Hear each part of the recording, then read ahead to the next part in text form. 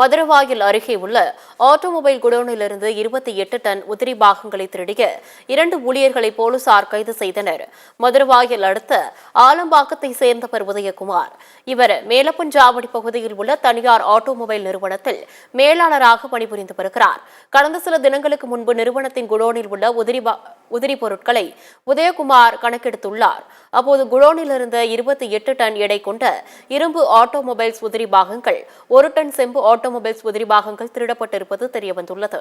உடனே இதுகுறித்து உதயகுமார் மதுரவாயில் போலீசில் புகார் அளித்ததின் பேரில் குடோனில் உள்ள சிசிடிவி காட்சிகளை ஆராய்ந்த போலீசார் விசாரணை மேற்கொண்டனர். விசாரணையில் அங்கு பணிபுரியும் அரக்கோணத்தை சேர்ந்த குடோன் பொறுப்பாளர் விமல்குமார் மற்றும் அருப்புக்கோட்டையை சேர்ந்த டிரைவர் சதீஷ்குமார் திருட்டில் ஈடுபட்டது தெரியவந்துள்ளது. இருவரும் குடோனில் இருந்து சிறுக ஆட்டோமொபைல்ஸ் உதிரி பாகங்களை திருடி சென்று விற்பனை செய்ததும் தெரியவந்துள்ளது.